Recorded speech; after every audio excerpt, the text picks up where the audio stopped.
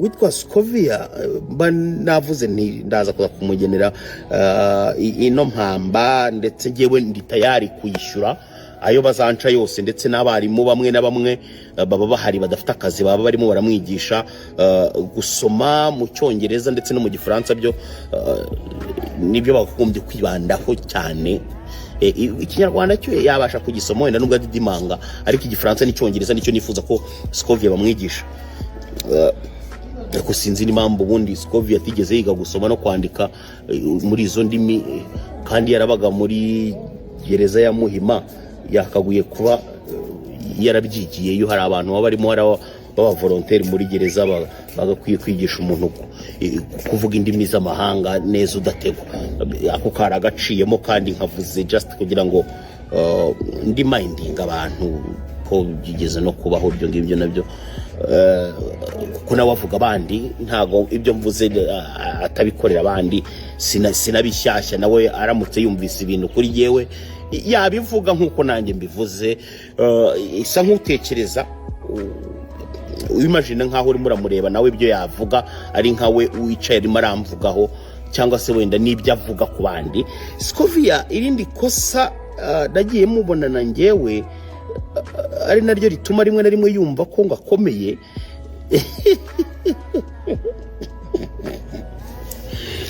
Nta wamugize ukomeye. Abantu tugira icyo kintu tugisobanukeho. Nta wagize Scovia ukomeye, niwe ubyigira, niwe ubyigira. Noneho agashimishwa cyane no kumva hari abantu bavuga ngo afite ngo umugabo ngo ukomeye. Noneho Scovia ni umwe mu bantu batagira icyo bita patience muri bo, ngo utegereze wenda kuba wakumva ibiva mu wundi muntu, ubasha wenda kuba wanagira niba hari icyo wunganira cyangwa se wenda umukosoramo. Ahubwo ni wa muntu uhubuka mu kuvuga, uhubuka mu ku reacting ndetse no mu acting. Njya nibuka rimwe nabonye ikiganiro cye muri Jen's Comedy, uyu Scovia bamutumiye ari kuri pano hejuru, aragize bahereza umwana w'umukobwa bita Christelle. Yes, bamuhereza ijambo ngo amubaze. Agitangira kubaza, Scovia yaratangiye kumubaga.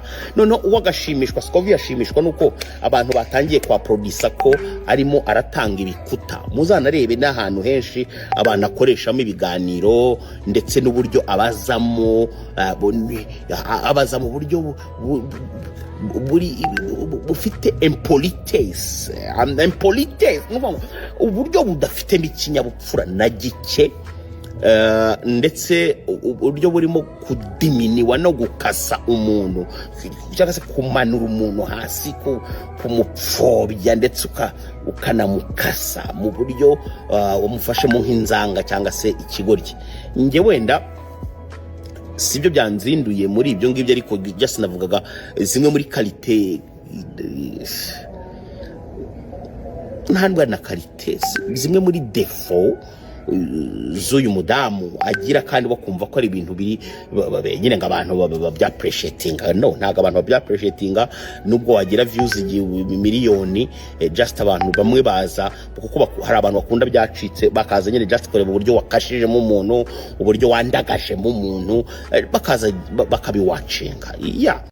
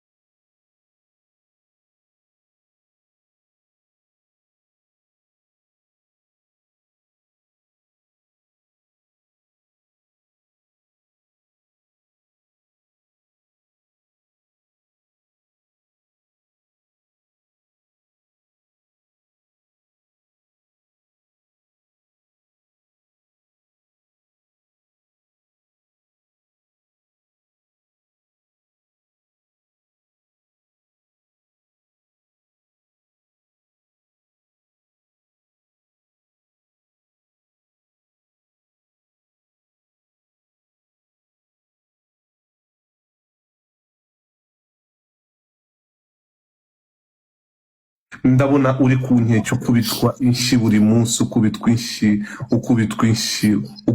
inshi ukaba uryamye ukabyutswa ukubitwa imigeri. Nukuri sinzi uwagukubitaga, nukuri pe, nukuri urananiwe pe, urananiwe.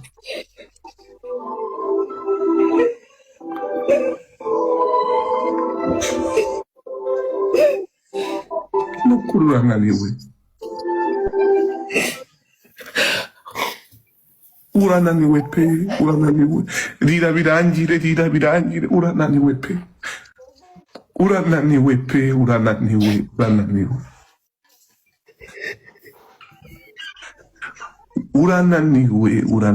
Data kinguye ubuzima bwawe, reka biturike birangire. Iyi migeri wakubiswe mu mbavu, rimwe na rimwe urakanda ukumva urababara. Wari ugiye kumugazwa wa mwana we ucecetse, wari ugiye kumugazwa ku buzima bwawe. Bimwe bikaza bigutera ubwoba ukavuga ati nimbivuga byagenda ute,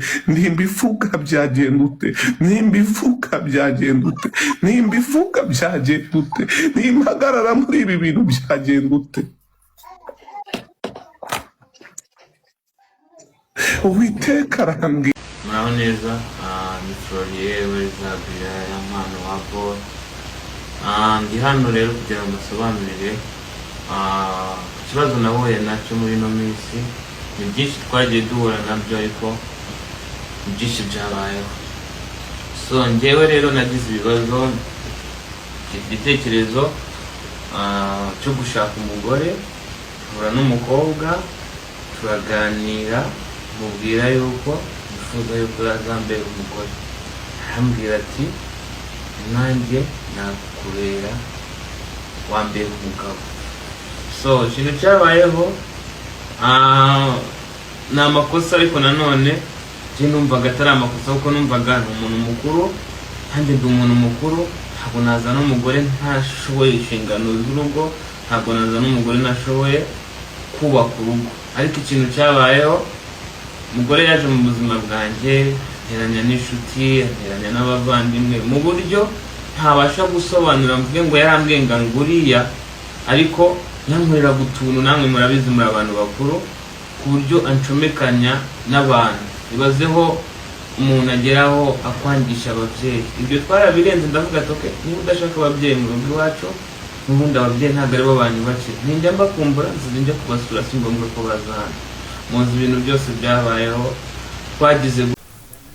Alright, reka ngusuze kandi nkwifuriza amahoro y'Imana isa n'ihirwe mu buzima wo dukurikiye uri hirya no hino mu gihugu cy'u Rwanda, bari mu majyepfo, amajyaruguru, y'Asirazuba n'Iburengerazuba, by'umwihariko abari mu mujyi rwagati wa Kigali. Amahoro y'Imana nabane namwe. Ni tariki ya 19 z'ukwezi kwa gatanu 2026, turi kugera muri kimwe cya kabiri cy'umwaka. Mu minsi mikeya iri imbere twinjiye mu kwezi kwa gatandatu. Umugore witwa Mutesi Scovia akomeje kwifatirwa ku gakanu n'abatari bakeya y'abanyamakuru bagenzi be ndetse n'abandi bantu bose bakoresha imbuga nkoranyambaga. Bamwe batangiye kumwita ingare cyangwa se umugore utavugirwamo, abandi batangira kumuvuga uko bagiye babishaka mu buryo bumwe n'ubundi. Ni nkuko muri kubyumva na Kasuku yamwifatiye ku gakanu. Ese Scovia yakoze ikosa cyangwa ibyo yakoze nge simbibonamo nk'ikosa nge ubwanjye? Ibyo yakoze Scovia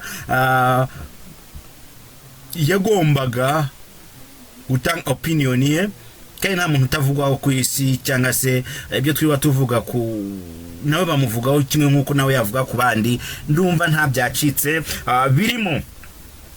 Umuhanzi Florier Uworizagwira aka Yampano yarashinjwe ibyaha 7. Ese kuba umubiri we bawusanzemo ibiyobyabwenge nk'uko RIB yamaze kubitangaza, Florier Uworizagwira biraza kuba bigenda gute, cyangwa se bizagenda bite ko uyu muhanzi wari umaze umwaka afite hit n'igikundiro cy'abantu benshi batari bakeya? Uyu muhanzi ukunzwe cyane mu myandikire ndetse n'indirimbo ze z'ama audio, kuri ubu ngubu akaba ari mu maboko atari meza, mu gihe umugore we akomeje kumuzambaguza, cyangwa se icyo bita niba ari urushako, niba ari iki, wari umukunzi we cyangwa incorekeye bitameze neza muri iyi minsi umugabo witwa Burindire Emmanuel yatawe muri yombi akekwaho kwica umugore we witwa Mukarwego Ereda w'imyaka 32 amuziza ko yanze guteka. Mva nawe ibi byabereye mu karere ka Nyamasheke mu mudugudu wa Mukoto akagari Karengera umurenge wa Kirimbi.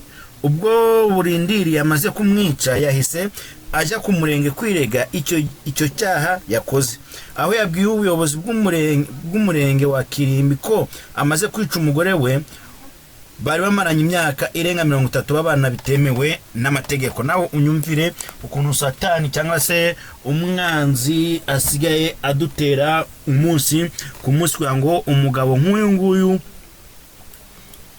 yikore yice umugore we bashakanye rwose n'amategeko byemewe.